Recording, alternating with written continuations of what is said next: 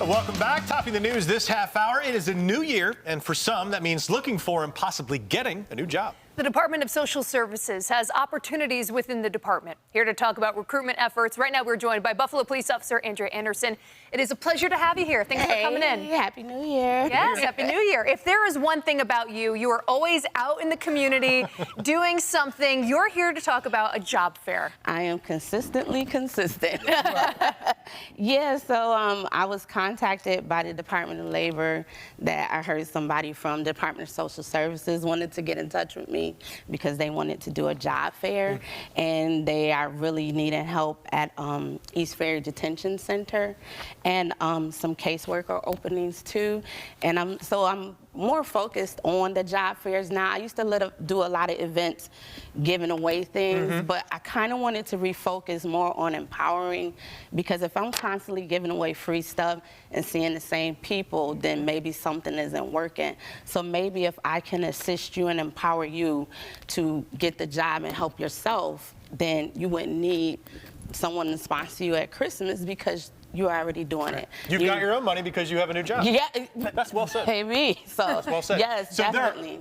This is a number of things that you do, again, not for Buffalo Police specifically. In this case, it is Department of Social Services. You mentioned some of the jobs that are available. Could you mention some of those again, just to let folks know? Absolutely. Because there are a bunch of different opportunities as well. Right. So they need youth detention workers. They need part-time and full-time, junior detention workers full-time, detention intake workers, detention security guards, detention security guards part-time.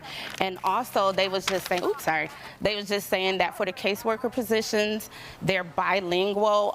You must be able to speak English first, but then they need like a Bengali speaker, a Spanish-speaking caseworker, and an Arabic-speaking caseworker. So they said that when you come to the job fair, you would be hired provisionally, provided you pass your background checks. And then once the exam comes up, you take the exam. And as long as you pass the exam, you're permanent. So what do people need as far as their background? Do they need a background in these jobs, in these fields, or are they looking for kind of anyone at this point? I think that as long as you could pass that background check, I think you're good. I'm pretty sure with the fields, I mean, it always helps to have some experience, but in this case, if they're needing people, I say come meet them, get your foot in the door, get that job, get the information straight from the source, and go from there. Yeah. This isn't the first time we've had you on this couch to talk about a job fair before. I'm a favorite. Yeah, yes, you are. You are. Why are job fairs so successful, do you think?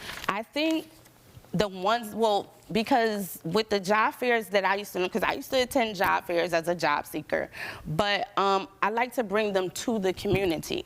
So if I'm bringing you, if you're telling me that the community I represent has a poverty level of whatever percent, well, I don't have the answer to poverty, but I do know that one of those answers could be working and getting a job. So I'm just doing my part. The other thing that you do for these job fairs is you make it really easy for people to attend.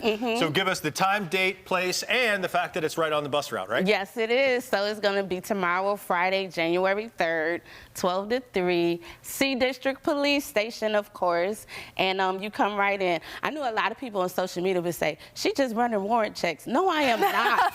I'm not running warrant checks. I really want my community working. And when I say my community, that's everybody. Everybody is invited. If we are on the bus line for 23, the number 12 bus, and the number 13 bus. Could you say those numbers again? Yes, the number 23 bus, the Fillmore bus, the 12 Utica bus, and the 13 Kensington bus. Perfect. We're right there on the corner. Come see us. And one last time before we let you go, what do people need to bring? Do they need resumes? Should they dress a certain way? Expectations like that? Absolutely. Please dress professional, because you never get a second chance to make a first impression.